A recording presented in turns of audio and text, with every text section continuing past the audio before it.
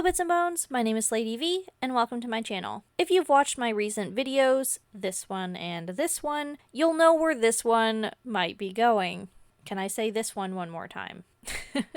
But if not, I should preface this with saying that this is kind of the third installment of those two aforementioned videos. I really didn't expect this to turn into a trilogy, but here we are. In these videos, I look at, read aloud, and contextualize articles that I wrote and published on Medium, all of which pertain to anti-writing advice. First, I went back and looked at my article on professionals' advice for writer's block, because I'd recently watched a video by Kay Spivey, and I felt like she'd hit the nail on the head a lot better than I had in my writing, so I wanted to revisit and better articulate the sentiments. Essentially, in this article, I condemned the idea of advice given by professional writers, that advice isn't applicable to every writer, and I wrote this because I felt very pressured and judged by common practices in the writing community. When it comes to writing every day and pushing through writer's block, I wasn't able to uphold that standard, and didn't like that, since doing so was so generally accepted, I would be labeled as a bad writer for not trying hard enough. Second, I reviewed my article on why we don't write all of our brilliant ideas, because I thought it was funny that it shared the same sort of sentiment, in rejecting common writing community opinions. I found that some of the practices of batching content and holding onto content ideas for the sake of prime release times was really harmful to the production of small creators. When small writers, or creatives in general,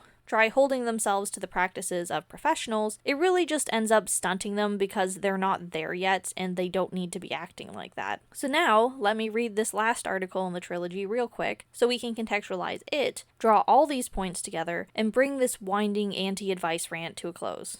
So here it is. You don't have to hustle so hard. You're a writer, but you're also a human. Treat yourself like it. The problem with not writing. For one article, let's throw aside all the practical advice out there meant to coach us through mismanaged writing projects and imposter syndrome. Why? Because sometimes none of that's the reason we're not writing. We've devoured numerous pieces on how to achieve success, so it's rarely our understanding that's lacking, it's our prioritization. Reading that, I'm sure a lot of you shook your head. We've trained ourselves to dismiss our lack of motivation as writer's block, or something more toxic, like not trying hard enough. I'm here to tell you being a writer is not synonymous with overhauling your life to accommodate the practice, and you certainly don't have to fix your priorities. It helps to define yourself. If you wrote down all the things that define you, how long would the list be? There are the obvious ones: your job, your familial status, your finances, your heritage. Just those are enough to consume every second of one's day. A job kills 8 hours, social interactions a few, we have to make time to eat, and I, for one, need at least 10 hours of sleep. That's a day. And what about the other definers? Hobbies, charity work, time for entertainment. When you take a week away from writing, yes, inspiration may dull, but that doesn't make it bad practice or something to be condemned, because writing isn't the only thing in your life, and you shouldn't force it to be either. You do more than you give yourself credit for. After a hiatus, putting my fingers back to the keyboard, I thought, sometimes believing you're a writer is harder than actually being one.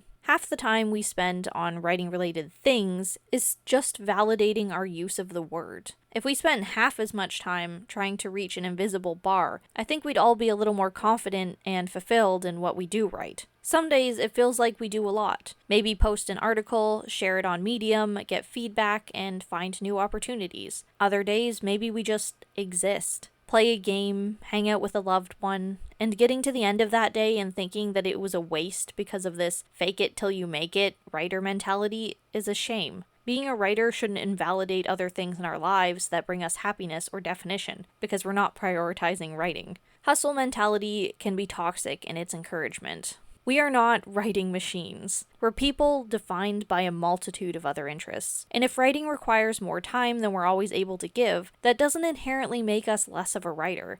We all want to publish something we can be proud of. And in recent years, the writing community has become a bit less rigid in what defines a writer. AKA, you need a passion for writing, not a publication contract. But that's also not enough. We're still pushed by more successful content creators to hustle. We're told that we, us, personally, could achieve something great. All it takes is time and persistence, and new priorities. We know how stacked the odds are against us, so why do we expect to throw our lives away in the pursuit of authorial fame? Is settling on having a casual blog not enough? Or are we holding our standards too high? I vote for the latter. There's nothing wrong with not prioritizing writing. A passion for writing doesn't mean an unwavering commitment to it. You are allowed to say, that's good enough, I'm happy with that. Decide who you want to be. Because what it all comes down to is who we want to be. Want to be a writer? Power to you. Do you want to throw a large portion of your life away humming and hawing and holding on to your writing instead of sharing it and being happy with it when life is too short?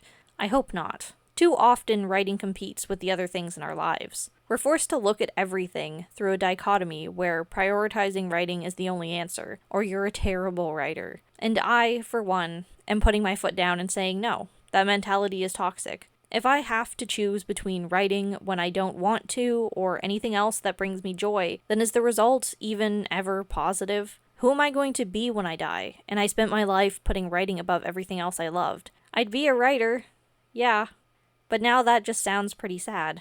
So, don't feel ashamed of taking time off. Don't feel bad about choosing to spend time with your family or indulging in media distractions. The writing community may, in some ways, try to gatekeep who is a writer and who is a good or bad one, but life doesn't gatekeep what makes you happy. Imposter syndrome doesn't hit nearly so hard when you tell yourself you're still a writer, even if there are more important things in your life.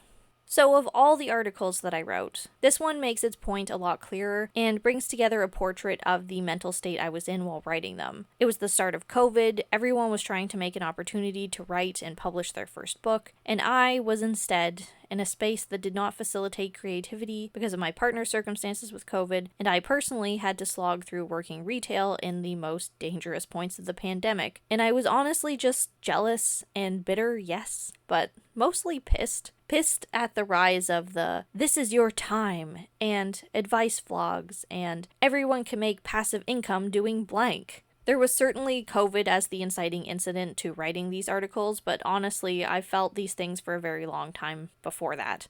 I've never liked how strangely elevated the title writer has been. It's so prestigious, but also can't make up its mind. A writer is this, a writer is that, a writer is this and that and that, and apparently all of them are mutually exclusive. And there's so many people out there trying to define it and project whatever it is they think makes a writer that I was just so overloaded and worn out because I couldn't fit into any of them. And I wrote these articles like a little anarchist, condemning people acting like there's a right and wrong way to be a writer, because we should all know that there isn't, and people just want to feel good about calling themselves one. But again, that just hurt the little guys like me and the gullible ones, because all they want to do is be a writer too, but if they don't know any better, they just break themselves trying to fit into everyone else's mold of what a writer is. And yeah, I was just so against that I wrote an article basically asking, what if I'm a writer but I'm not a writer?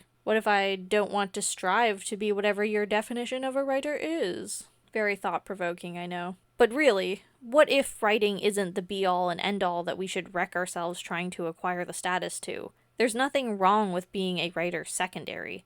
I don't know, man. The title writer is so gatekept in so many different ways. I wrote these articles in defiance as a way to convince myself that I was still allowed to call myself one because it didn't feel like it, especially when I couldn't adhere to common writing practices X, Y, and Z.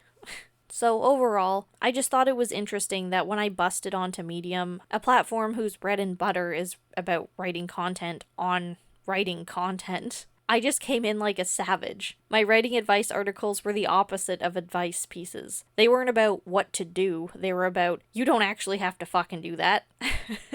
And I found that not just really funny, but so very telling. I don't love these articles anymore, but their heart is in the right place. They're something that would have helped me if I'd read them at the time, because the writing community is very loud and judgy and overwhelming, and throwing a counter opinion in there could be just the validation that someone else needs to not give up on being a writer. Sometimes the only way you believe you're a writer is to get permission not to hold yourself to whatever you've come to think writer means. Which probably sounds backwards as fuck. But if you get it, you get it. And I'm happy to share this disillusionment with you. Let me know in the comments below if you've ever felt kind of aggressive towards the general definition of something that you define yourself by. This sort of thing happens a lot more often with things like politics, where people will argue about what it means to be in this party or that party, to the point where they both kind of mean nothing, and the loudest voices' definitions of them only apply to a select few in the party. But if you think about it, being a part of the writing community is a bit of a political feeling act. We've all got opinions, but none of us know which one is right. Get it? I'll see myself out. Anyway, thank you so much for watching. Special thanks to my patrons. If you'd like to support me and my content, there will be a link to my Patreon in the description below. Thanks again, and I'll see you in the next video. Bye.